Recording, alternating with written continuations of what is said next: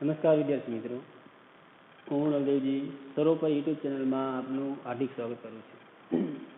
હવે મિત્રો, આની પહેલાંના વિડીયોની અંદર આપણે જોયેલું હતું અસ્તન ભૂતકાળ અને એમાં વિધ્યર્થકાળ કેવી રીતના આપણે યાદ રાખી શકીએ છીએ અને કેવી રીતના આપણે એને સરળતાથી સમજી શકીએ છીએ એના પ્રત્યયો. તો ફરીથી આપણે જોઈએ તો જે અહીંયા પ્રત્યયો આપેલા છે, આ બાજુ ભૂતકાળ છે પરસ્મય પદ, આ બાજુ અસ્તન ભૂતકાળ છે આત્મને પદ. એની અંદર જોવા જઈએ તો અહીંયા જે આપણે પ્રત્યય લખેલા છે, અગાઉના વિડીયોની અંદર આપણે જોયેલું હતું કે માત્ર બે જગ્યાએ ફેરફાર કરવામાં આવે, એટલે કે ઉત્તમ પુરુષ એક વચન અને અન્ય પુરુષ બહુવચન, આ જ્યારે ફેરફાર કરવામાં આવે ત્યારે આપણને વિધ્યર્થકાળ પરસ્મય પદ પ્રત્યય મળી જાય છે. પણ ઉપરના એટલે કે ભૂતકાળ પરસ્મય પદના પ્રત્યય હોય ત્યારે. હા, પહેલો અક્ષર ઈ છે, એ યાદ રાખવાનું છે. બાકી ઈયમ ઈયુહુ, બાકીના જે પ્રત્યય છે એને એમના બેઠા બેઠા મૂકેલા છે, એ અગાઉ આપણે જોયેલું હતું.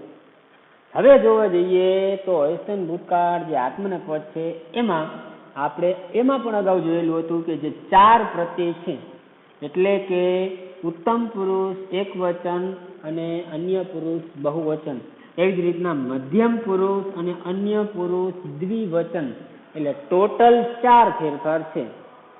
હવે આમાં ચાર છે અને આમાં બે છે, તો ટોટલ 6 ફેરફાર તમે યાદ રાખો. અને જો ભૂતકાળના પ્રત્યય તમને આવડતા હોય તો તમને વિધ્યર્થકાળ પછી પરસ્મય હોય કે આત્મને પદ હોય, જો ટોટલ 6 ફેરફાર તમે યાદ રાખશો તો સરળતાથી એક ભૂતકાળ આવડે તો વિધ્યર્થકાળ આવડી જશે. હવે ઘણાને પ્રશ્ન એ પણ થતો હોય, ઘણા વિદ્યાર્થીઓને મનની અંદર મૂંઝવણ હોય કે સમજાતું તો આ જ નથી, આ પ્રત્યય તો યાદ રહેતા જ નથી, કે આ પ્રત્યય યાદ રહેતા નથી. જો આ બંને યાદ નથી રહેતા તો આ અને આ કેવી રીતના આવડે, અથવા તો સમજાય કેવી રીતના? નથી સમજાતું. એના માટે આપણે અગાઉ પણ મેં તમને કીધેલું હતું કે એનો જે રાગ છે, એની જે ઢબ છે, એ પ્રમાણે જો આપણે એને યાદ રાખીએ તો સરળતાથી સમજાઈ જાય છે. એના માટે હું તમને જણાવું છું, પહેલા આ પછી આ. અગાઉ આપણે જે જોયેલું હતું એ પ્રમાણે કે પહેલા પરસ્મય પદ પછી જ આત્મને પદ, પણ ઉત્તમ પુરુષથી શરૂઆત કરી, એક વચન દ્વિવચન બહુવચન, એવી જ રીતના મધ્યમ પુરુષ, એવી જ રીતના અન્ય પુરુષ, એટલે આ 9 પ્રત્યય અને આ 9 પ્રત્યય યાદ રાખશો તો આ બંને તમને યાદ રહી જશે. પણ જે 6 ફેરફાર છે તે ફરજિયાત યાદ રાખવાના થશે. જેમ કે હું બોલું છું અહીં, હવે બીજી એક બાબત તમને કહી દઉં કે અહીંયા મ અલંત્ય છે, ત અલંત્ય છે, સ, અથવા તો ઘણી વખત એવું બનતું હોય છે કે સ એટલે કે અહીંયા આપણે વિસર્ગ લખી, ઘણી વખત વિસર્ગ પણ હોઈ શકે છે. અહીંયા મ અને અહીંયા ન, આ હલંત્ય છે. એવી જ રીતના અહીંયા સ, એટલે જ્યાં સ આવતો હોય ત્યાં આપણે વિસર્ગ કરી શકીએ છીએ, એટલે અહીંયા પણ આપણે લખી નાખીએ છીએ આ વિસર્ગ. ત્યાર પછી ઈતામ, હવે અહીંયા મ પ્રત્યય છે, અહીંયા મ પ્રત્યય છે, અને અહીંયા જ્યાં હલંત્ય આવતો હોય છે એ ફરજિયાત તમારે યાદ રાખવાનો થશે. નહીતર ઘણી વખત એવું બનતું હોય છે કે આપણને જવાબ ચોક્કસ મળતો નથી. હવે આને યાદ રાખવા માટે આપણે એક રાગ છે એ હું બોલું છું, સાંભળજો ધ્યાનથી. અમવમ સતમ ત તામ અન્ન, અમવમ સતમ ત તામ અન્ન, ઈવહિ મહી થાસિતમ ધ્વમ ત ઈતામંત, ઈવહિ મહી થાસિતમ ધ્વમ ત ઈતામંત. ફરીથી બંને એક એક વખત. અમવમ સતમ ત તામ અન્ન, ઈવહિ મહી થાસિતમ ધ્વમ ત ઈતામંત. હવે મિત્રો ધ્યાનથી સાંભળજો. અગાઉ જે આપણે જોયેલો હતો કાળ વર્તમાન કાળ, હવે એ વર્તમાન કાળના પરસ્મય અને આત્મને પદના પ્રત્યય ટોટલ 18 પ્રત્યય છે. એવી જ રીતના આ પણ 18 પ્રત્યય છે. તો પહેલા વર્તમાન કાળ, પછી ભૂતકાળ, એટલે 18 અને 18 36 પ્રત્યય એકી હારે આપણે રાગમાં બોલીએ એટલે 2 આવડે તો 4 આવડી જશે. પણ હા, જ્યાં ફેરફાર છે ફેરફાર તમારે યાદ રાખવાનો થશે. જેમ કે પેલા વર્તમાન કાળથી શરૂઆત કરીએ, પરસ્મય પદ જ લેવાનું, પછી આત્મને પદ લેવાનું. એવી જ રીતના ભૂતકાળ લઈએ, પરસ્મય પદ લેવાનું, પછી જ આત્મને પદ, જેથી કરીને આપણને સરળતાથી યાદ રહીએ, કોઈ દિવસ ભૂલાય નહીં, પ્રત્યે આડાવડા ન થાય એટલા માટે. હવે આપણે જોઈએ છીએ વર્તમાન કાળ, એ પૂર્ણ થઈ જાય પછી ભૂતકાળ જોશું. ફરીથી નિવહમઃ શીથઃ તીતઃ અંતે ઈવહે મહે સે દ્વે તે ઈતે અંતે અમવમ સતમ તત તામ અન્ન ઈવહિ મહી થાસી સાંધ્વમ ત એતામંત.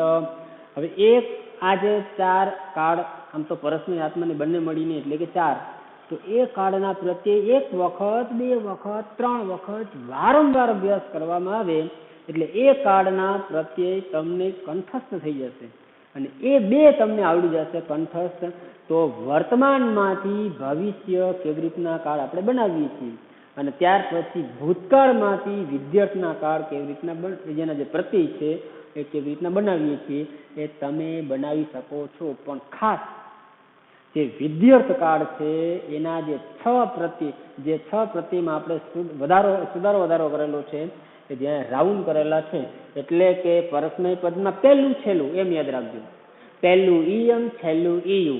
એવી જ રીતના વિદ્યાર્થ કાળ આત્મને પદની અંદર પહેલું છેલ્લું, તો એમાં ઈય ઈરણ અને ત્યાર પછી મધ્યમ પુરુષ અને અન્ય પુરુષ દ્વિવચન, તો ઈયા થામ ઈયા તામ. આ ફેરફાર યાદ રાખો અને વિદ્યાર્થ કાળમાં પહેલો અક્ષર ઈ આવે, આ આવડતું હોય એટલે 100% આવડી જશે. એમાં કોઈ પ્રમાણે તમને તકલીફ પડશે નહીં અને તમે તમારી રીતે તકલીફ કદાચ બની શકે, સરળતાથી થતું હોય તો તમે કરી શકો છો. હવે આપણે જોવા જઈએ તો જ્યાં ભૂતકાળ છે એટલે હતા, હું વાંચન કરતો હતો, અથવા તો હું ફરું છું, હું બહાર જઉં છું, જે કાળ છે એ વર્તમાન કાળમાં પણ હતો તો ભૂતકાળમાં પણ જ્યારે વિદ્યાર્થ આવે ત્યારે આપણે ફરજિયાતપણું સૂચવતા હોઈએ. તો દાખલા તરીકે આપણે એક પઠ ધાતુ લઈએ, આ ચારે ચાર જે કાળ છે પરસ્મય આત્મને પદ બંને મળીને એમાં જોવા જઈએ તો હવે આપણે આમાં પઠ ધાતુ લગાડીએ તો જ્યારે ભૂતકાળનો પ્રત્યય આપણે લગાડવાનો થાય ત્યારે ધાતુની પહેલા આગમનો અપ્રત્યય લાગે, એ માત્ર ભૂતકાળમાં લાગે. જેમ કે આપણે અહીંથી શરૂઆત કરીએ, પઠ ધાતુ આપણે લઈએ તો અપઠમ, છેલ્લે મ હલંત્ય આવશે, એનું ગુજરાતી થાય હું ભણતો હતો. એવી જ રીતના અપઠાવ, અમે બે ભણતા હતા. એવી જ રીતના મ અપઠામ, અમે બધા અથવા તો અમે ભણતા હતા. એવી જ રીતના આ પ્રત્યય લગાડીએ તો અપઠસ અથવા અપઠ પછી પાછળ વિસર્ગ એટલે અપઠ, તો તે ભણતો હતો. એવી રીતના અપઠતમ, તો તે બે ભણતા હતા. અપઠત તો આખો છે, તો તે બધા તમે બધા ભણતા હતા. ફરીથી તું ભણતો હતો, તમે બે ભણતા હતા, દ્વિવચન છે અને એમાં ખાસ કરીને મધ્યમ પુરુષ છે, તો એમાં એક વચન, દ્વિવચન, બહુવચન એટલે તું એવો અર્થ થશે. તો તું ભણતો હતો. એવી જ રીતના તમે બે ભણતા હતા, એવી જ રીતના તમે બધા ભણતા હતા. ફરીથી અપઠ, ત્યાર પછી અપઠતમ અને ત્યાર પછી અપઠત. અ લગાડેલું છે, ધાતુ પણ પઠ લીધેલી છે, બાકી આ જ પ્રત્યય છે ને ગુજરાતી જે છે એ પ્રમાણે આવશે, એટલે કે તું, તમે બે, તમે બધા. એવી જ રીતના જોવા જઈએ અપઠત, આ બંને સમાન ઉચ્ચારણ સમાન લાગે છે પણ આ હલંત્ય છે અને આ હલંત્ય નથી, એટલે કે સ્વર ભળેલો છે. આવું આપેલું હોય તો અપઠત એટલે ભૂતકાળ છે, એટલે તે ભણતો હતો. અપઠતામ, તે બે ભણતા હતા. અને એવી જ રીતના અપઠન, અપઠન, તો તેઓ બધા ભણતા હતા. એવી જ રીતના આમાં લાગુ પડે છે. એટલે કે જે ઈ આવતો હોય છે, જે જગ્યાએ પ્રથમ અક્ષર ઈ આવે, એમ અગાઉ આપણે જોયેલું હતું કે એની એક માત્રા થાય, એટલે કે અપઠ. તો આવશે પઠ, આપણે ધાતુ લઈએ તો ઈનો એક માત્રા એટલે અપઠે. એવી જ રીતના અપઠા વહી, કારણ કે વ કેમો આવે એટલે જે ધાતુ છે એને કાનો માત્ર લગાડવાનો થાય. અપઠા વહી ને અપઠા મહી. હવે આનું ગુજરાતી જોવા જઈએ તો ઓમાં જે જોયેલું હતું એ જ ગુજરાતી થશે. એટલે કે ઈ પ્રત્યય છે તો અપઠે એટલે હું વાંચન કરતો હતો, અથવા તો હું ભણતો હતો. અમે બે ભણતા હતા, અમે બધા ભણતા હતા. ઓની જેમ જ છે, ભાષાંતરમાં કોઈ ફેરફાર થશે નહીં. માત્ર આ જેના પ્રત્યય જે છે, પ્રત્યયમાં ફેરફાર અને પદમાં ફેરફાર થશે. એવી રીતના થાસ, તો અપઠ થાસ, તું ભણતો હતો. અપઠે થામ, તમે બંને ભણતા હતા.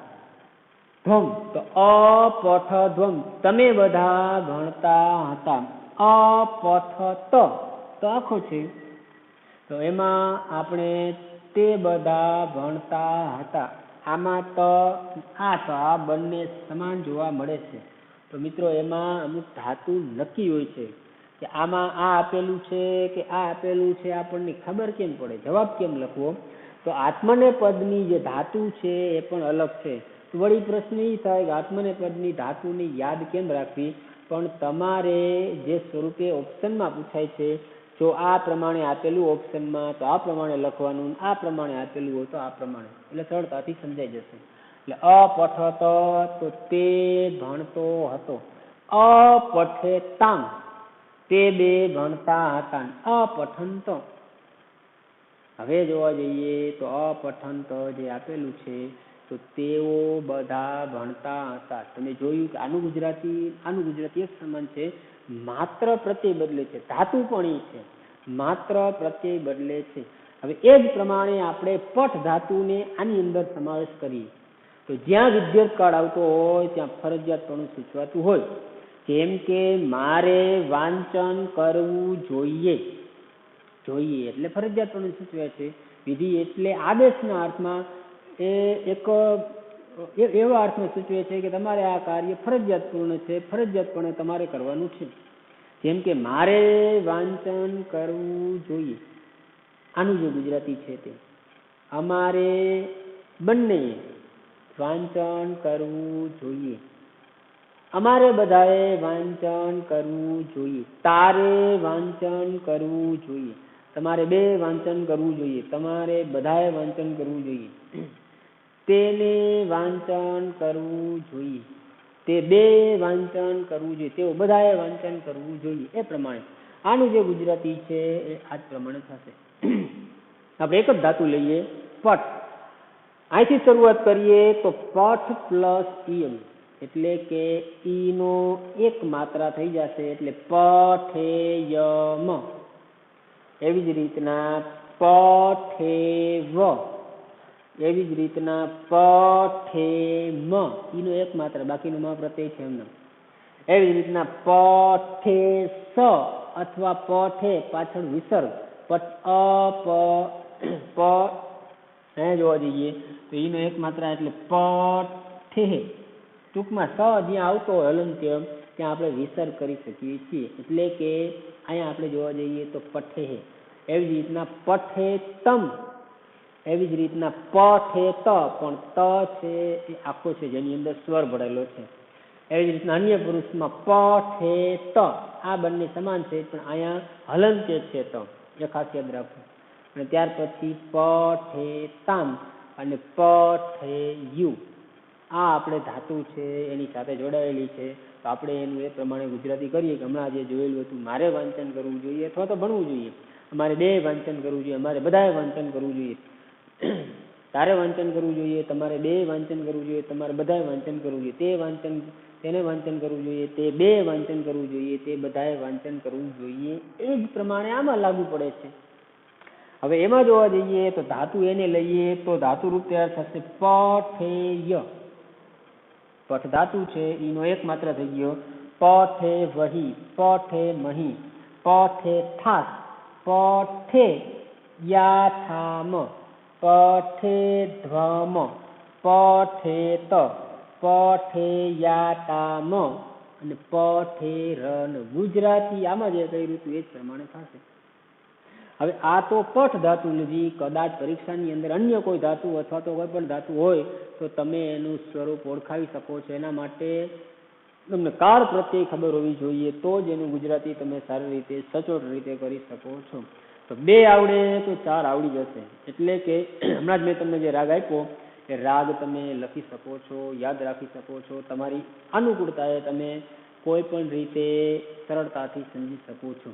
હવે અહીંયા જે આ કાળ છે એ કાળ આમ જોવા જઈએ તો તમારે, મેં તમને કોઈ ઉદાહરણ આપેલું નથી, તમારે તમારી પાસે કોઈ પણ જાણીતી એવી ધાતુ હોય, પઠ છે, ગચ્છ છે, લીક છે, કોઈ પણ ધાતુ, કથ છે. આપણે 1, 4, 6, 10 અગાઉ જોયેલું હતું કે 4 ગણ જે છે એના વિકરણ પ્રત્યે પ્રમાણે છે. તો એ જે ધાતુ છે તમને કોઈ પણ યોગ્ય એવું તમારે રફ નોટની અંદર, ટાંકી નોટમાં નહીં પણ રફ નોટની અંદર તમારે આનો મહાવરો કરવાનો છે. એટલે કે કોઈ પણ ગચ્છ ધાતુ લીધી હોય તો એના પ્રત્યે તમારે લખવાના છે. આ 4 કાળની અંદર પછી વર્તમાન કાળ હોય તો ભલે, ભવિષ્યકાળ હોય તો ભલે, ત્યાર પછી ભૂતકાળ હોય તો ભલે અને વિદ્યત હોય તો ભલે, કોઈ પણ એક તમે લઈ શકો છો. અને એનું રૂપ, ધાતુ રૂપ અથવા તો આ જે છે પ્રત્યય લગાડીને તમારે બનાવવાનું છે, પણ રફ નોટમાં લખવાનું છે. હવે અત્યારે આપણે જોઈએ તો જે છેલ્લો કાળ છે, એટલે કે જે 5મો કાળ છે, જે આપણા સિલેબસની અંદર આમ મહત્વનું છે અને એ સરળતાથી યાદ રાખવા માટે અત્યારે આપણે એનો મહાવરો કરીશું, જેથી કરીને 5 કાળ છે આપણને સરળતાથી સમજાઈ જાય અને કોઈ પણ બાબત જ્યારે શીખવી હોય ત્યારે આ એક પાયા સમાન ગણાવી શકીએ છીએ. એટલે એનો મહાવરો અત્યંત જરૂરી બને છે. હવે એમાં આજ્ઞાર્થ કાળ, સોરી આ બાજુ લોકો એટલે બંને આવી જશે. આજ્ઞાર્થ કાળ, પરસ્મય પદ પ્રત્યય, એવી જ રીતના એ લખી નાખું છું. આજ્ઞાર્થ કાળ, આત્મને પદ પ્રત્યય.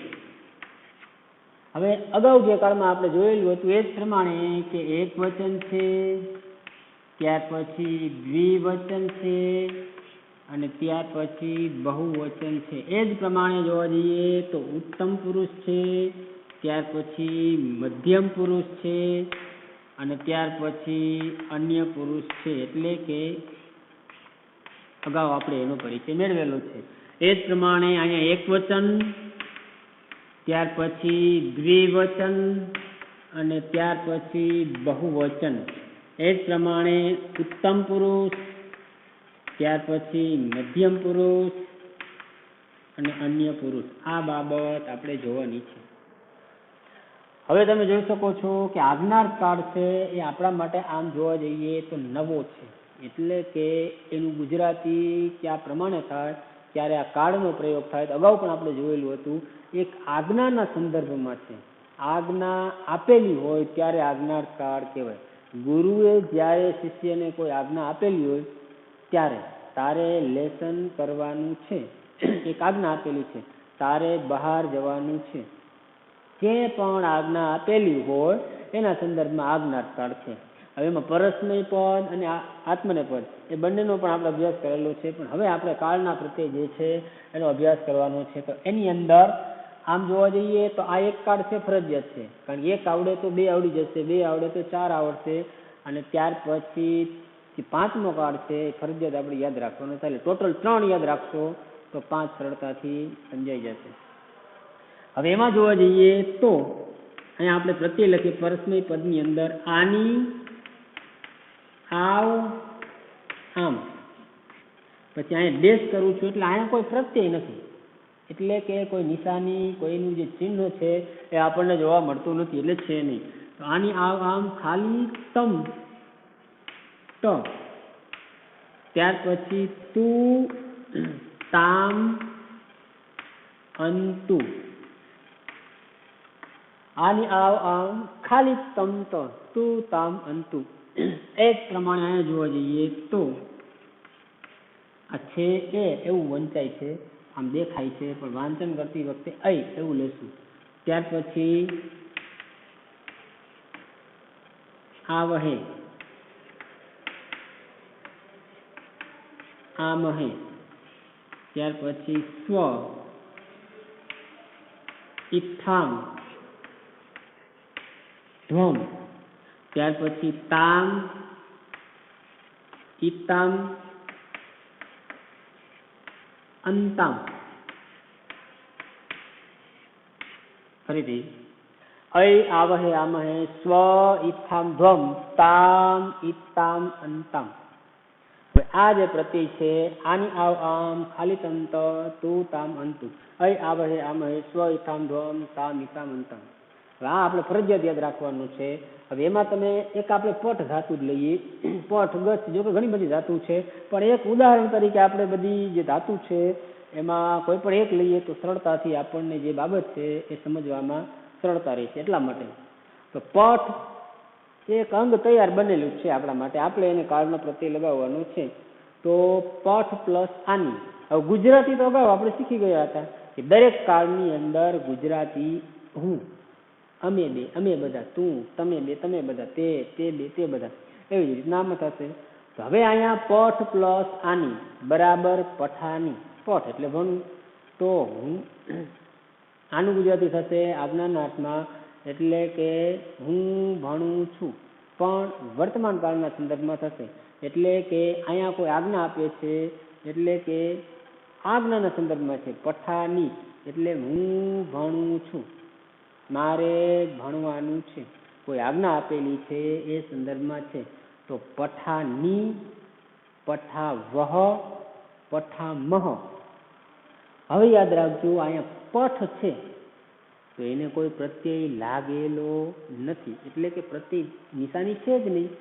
તો હવે તમે જે ધાતુ છે એ ધાતુને એમને મૂકી દેવાનું. દાખલા તરીકે પઠ, તો પઠ એટલે એના સંદર્ભમાં છે. પઠ, પઠતમ, પઠત, પઠતું, પઠતામ અને પઠંતું. હવે એ જ પ્રમાણે જોવા જઈએ તો અહીંયા પઠે, પઠાવહે, પઠામહે, પઠસ્વ, પઠેથામ, પઠધ્વમ, પઠતામ, પઠેતામ અને પઠંતામ. ફરીથી કોઈ પણ ધાતુ લઈ લો એની પાછળ આ પ્રત્યય લાગતા હોય છે. એટલે કે પઠે, પઠાવહે, પઠામહે, પઠસ્વ, પઠેથ્વામ, પઠધ્વમ, પઠતામ, પઠેતામ, પઠંતામ. આટલું આપણે યાદ રાખવાનું છે.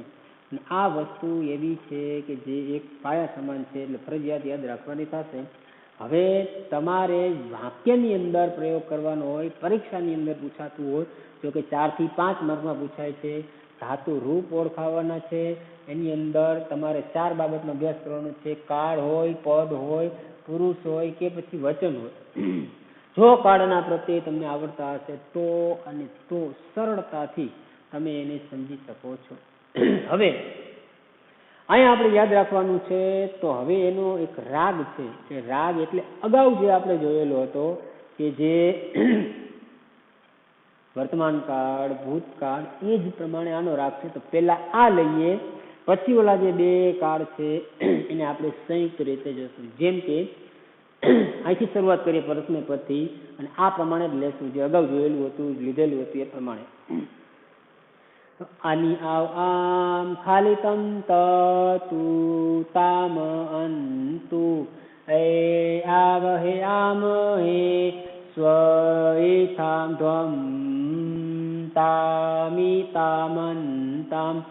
આની આવ આમ ખાલી તમ ત તું તામ અંતુ આવહે, આમહે, સ્વ, ઇત્થામ, ધ્વમ, તામિતામંતમ.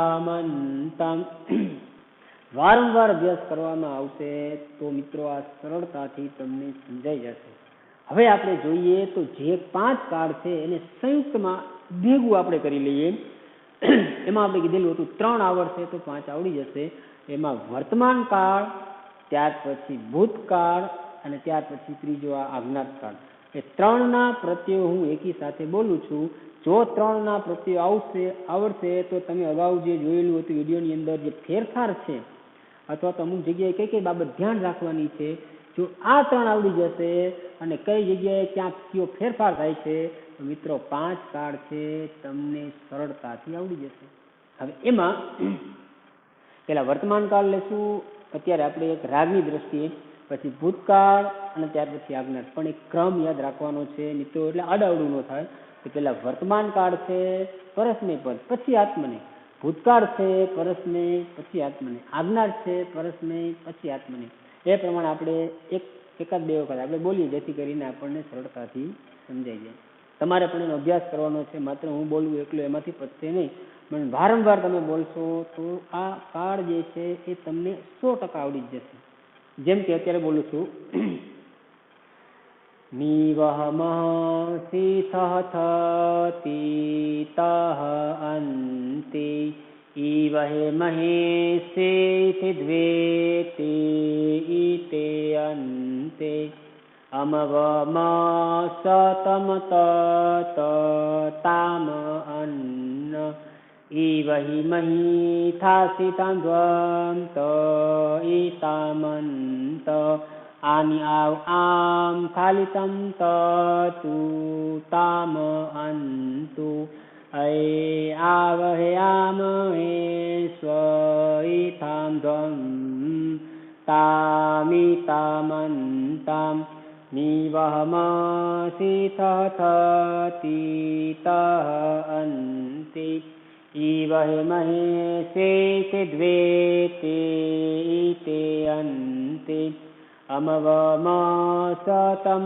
તત તામ અન્ન ઈવહિ મહિથાસિતાં દ્વમ ઈતામંત આની આમ ફાલિતમ તતુ તામ અંતુ આવહે આમહે સ્વઈથાં દ્વમ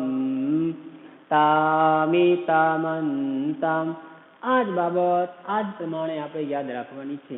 1 વખત 2 વખત 3 વખત વારંવાર કરશો એટલે 3 થઈ જશે. અને મને આમ પૂરો વિશ્વાસ છે કે સરળતાથી આ 5 કાળ છે એ તમને સમજાઈ જશે અને એ બાબતે આપણને થોડીક પણ કચવાશ રહેશે નહીં.